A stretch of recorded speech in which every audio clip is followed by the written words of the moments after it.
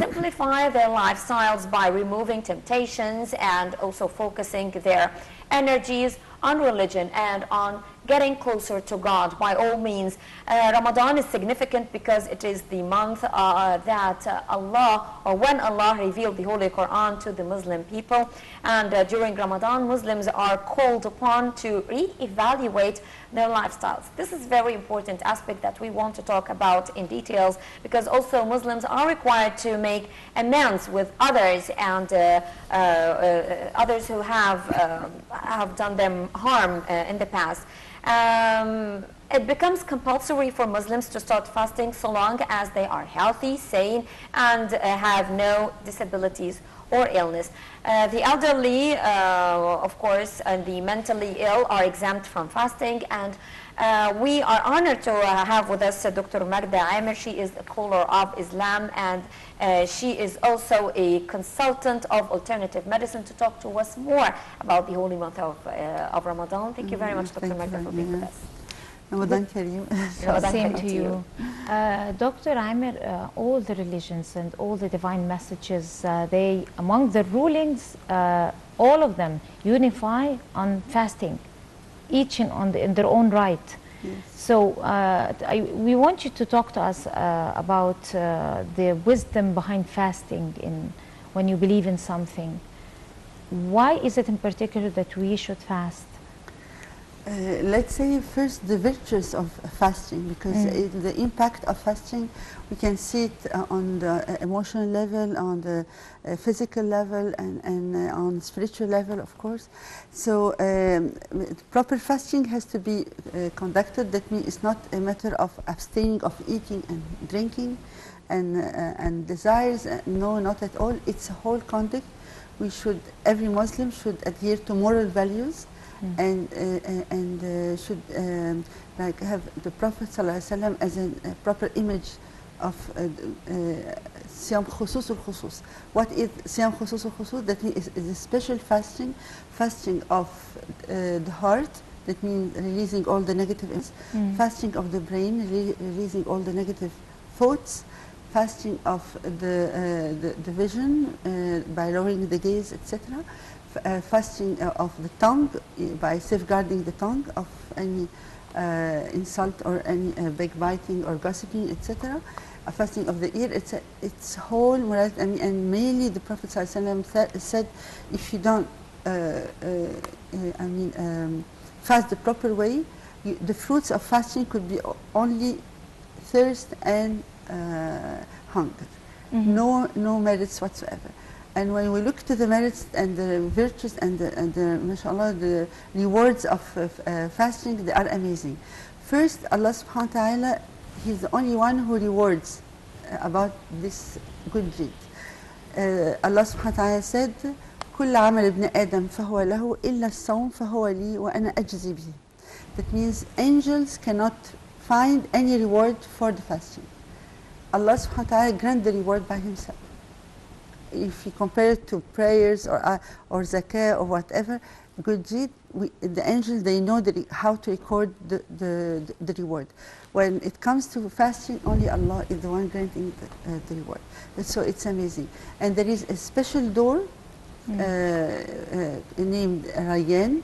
This door is only for the faster. Only the faster Muslim enter or cross this door. None of the others can cross this door.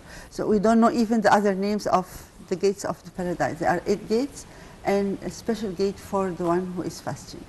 Allah subhanahu wa ta'ala also promised those who fast the proper way that it will be an expiation of their sins. Ramadan ila Ramadan kaffara lima baynahum. So it's an opportunity for everyone to just erase his sins and purify himself on every level. And we know that fasting and Quran intercede on behalf of the Muslims on the Day of Judgment. So the fasting will talk and say, I prevented him of eating and drinking and fulfilling his desire. And the Quran will say, I prevented him of sleeping. So we need intercession, of course. And also the Muslim will experience 2 joy.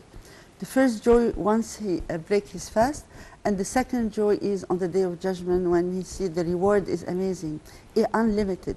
Why unlimited? Also because it requires patience. إنما يوفى الصابرون أجرهم بغير حساب. That means those who are patient, their rewards is unlimited. So why patience is connected to fasting? Because patience, one of the purpose of being patient is not only patient for tribulations or tests or whatever. No, it's also patience for worshiping Allah and patience to avoid and to commit any sin. Dr. Magda, I want to know from you as a scholar, why was the month of Ramadan chosen to be the month of fasting and the month when God revealed the Holy Quran? If you notice in the whole Quran, the only name of the only month that is mentioned in the Quran by name is Ramadan. كتب شهر رمضان الذي أنزل فيه القرآن هدى للناس وبينات من الهدى والفرقان. This is the only month that was mentioned in the Quran. Why? Because it is a blessed month. It is a very special month, of course, during which the Quran was revealed. Not only this, there is one day during Ramadan is the predestination day. In this I mean Laylat al-Qadr, I'm talking about especially Laylat al-Qadr, the night of that day. This night, the worship during that night equal to 83 years of adoration, of worshiping. So ليلة القدر خير من 1000 شهر. أنزلناه في ليلة القدر وما أدراك ما ليلة القدر ليلة القدر خير من 1000 شهر. تنزل الملائكة والروح فيها. I mean, we showed that it is better, one night only is better than worshipping Allah for 83 years. Not only this, particularities of Ramadan is every day, subhanAllah, Allah keep away the face of the Muslim a distance equal to 70 years, covered in 70 years, away from hellfire. So like by the end of Ramadan, inshallah, we are safe from hellfire. Just so the beginning of Ramadan is mercy, forgiveness in the middle, and inshallah saving from paradise at the end of Ramadan. And as we said before, it's an expiation of our sins. So every Muslim should like strive hard to multiply the good deeds because the reward is amazing, and we all seek, of course, to please Allah subhanahu wa ta'ala and to be safe from hellfire. So we shouldn't waste time. We shouldn't like gossip or chit chat or watching TV like futilities and all this. Don't waste time because this is an opportunity, and Ramadan is the only opportunity to expiate and save ourselves, inshallah. Right, Dr. Amer, you've just said one very important thing or point. You pointed out to the fact that one night with faith, while you're trying to talk to God and try to practice the prayers and everything is better than a whole month.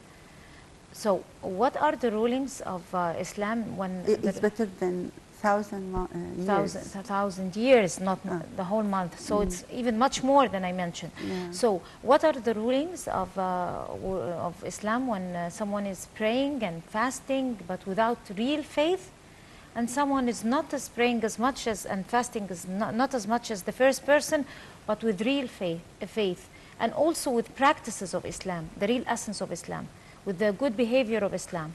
Exactly, because the purpose of which fasting, is better? Yeah, they have to understand the purpose of fasting. In this case, they will apply the proper way. The purpose of fasting is not only to feel sympathy to the poor and just starving and feeling the hunger and thirst. The purpose is not to healing purpose. No, not only, because some doctor will prohibit, of course, fasting. So the main purpose, as the Quran is mentioned, كتب عليكم يا أيها الذين آمنوا كتب عليكم الصيام ككتب على الذين من قبلكم لعلكم تتقون. So it was prescribed for you to and it was a calling every Muslim to fast, in order to achieve a very important thing, a goal is piety. Piety means to be following all the rules of Allah, the commandments of Allah, to keep away of this worldly life and worldly affairs during Ramadan, of course, to seek the pleasure of Allah, to seek to taste even the sweetness of faith. Sweetness of faith is what is multiplying during Ramadan, especially all the good deeds. Not only fasting, no, we have prayers, extra prayers like the prayers of Taraweeh, where we read the Quran. We should read the whole Quran and interpretation of the Quran. We should invocate Allah and express our gratitude to Allah subhanahu wa ta'ala. Supplications, of course, keeping the kinship with others, with the family, especially strengthen this bond, and forgive the others if there was any injustice or any bad conflict between members of the family. Feeding the poor, this is number one, of course. You have to encourage and especially sympathy, and because we know the reward when we feed the poor, you have the same exactly, subhanallah, merits as if you were the one fasting. I mean, لا ينقص من أجر شيئا. So this is it's a sense of unity, sense of fraternity, sense of belongings.